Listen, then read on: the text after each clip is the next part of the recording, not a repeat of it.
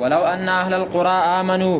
وګوره د ایمان فائدې په دې آیات کریمه کې او د توبې فائدې د ګناه نه د ځان ساتلو فائدې. الله زموږ د ټولو حفاظت وکړي. ولو ان اهل القرى او یقینا کچرته د کلو والا آمنو ایمان راوړی وي واتقوا او ځان بچ کړی وي د شرک نه د ګناهونو نه. یعنی په هر قوم کې چې کومه ګناه وه کاغه د ناب تول وه ناب تول کې کمې او کاغه د حضرت لوط په قوم کې دغه بدکاری وه او کاغه په د نورو قومونو کې چې دی نو هغه بلډینګونه جوړولو په هغې کې چې دی نو خپل سرکشي او زورورتیا ښکاره کول لکه قوم د حضرت صالح او قوم د حضرت هود علیه السلام او کاغه پوخ شرک لکه قوم د حضرت نوح علیه السلام. د دې ټولو نه الله تعالی فرمایي چې سی بشک سی وکړله توبه یې ویستله ځان یې بشک. الله تعالی فرمایي لفتحنا علیهم نو خامخا موږ به کلاو کړي وي په دې باندې برکات من السماء برکتونه د اسمان والارض او د ځمکې. د اسمان او د ځمکې برکتونه څه دي؟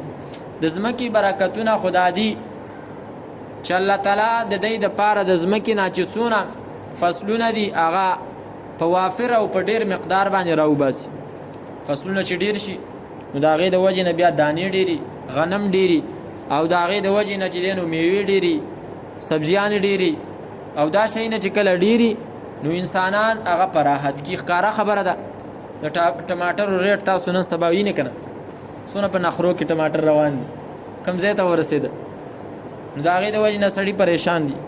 کور کې صاحب څوک چې دی نو په مستو باندې ګزاره کوي او چا کیچپ میچپ تیار کړي دي او خیاران خو هغه دي چې کله ټماټر په 40 روپۍ و هغو جوسر ماشین باندې والیو او د څه ورته وایي د فرج په ګوټ کې ایښې او اوس یې راواخیست لږ لږ ورچې.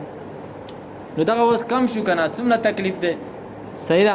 دا برکتونه د ځمکې دي او یو برکت د ځمکې دام دی الله تعالی مخکې ذکر کړی صورت انعام کې مایده کې او هلته د قرآن کریم په باره کې ذکر کړی که چېرته خلک د قرآن کریم د احکامات ودرئ د قرآن نظام چې دی نو قایم کړي. الله تعالی هلته ذکر کړي لاکلوا من فوق ایدیهم ومن تحت ارجلهم. د خپو د لاندې به دی خوراک وکړي.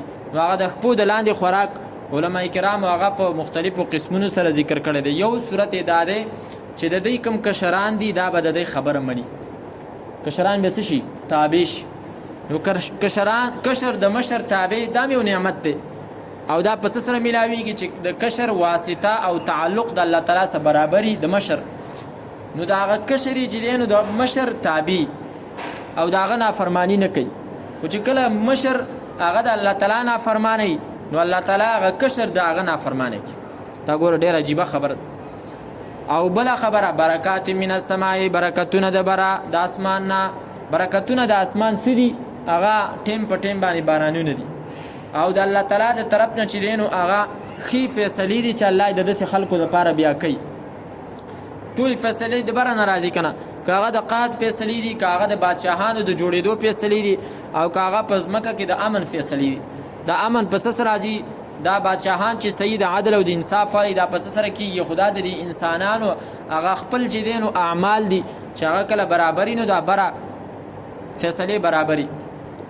او دغه رنګې د اسمان نه چې دی نو یو بله خبره که چېرته انسانان الله تعالی فرمایي ایمان راوړي او دی د ګناهونو نه ځان بچ کړي نو د اسمان برکتونه به پې کلاو کم. نو د اسمان یو برکت دا دی چې د عدل او د انصاف والا بادشاهان به په دې باندې مقرر او چې نه نو بیا دغه خبره د اعمالکم عمالکم چې ستاسو دغه بادشاهان چې دي نو هغه دغه ستاسو عمل دی. نو عمل ته ګوره چې څنګه عمل دی هغسې به بیا بادشاهي.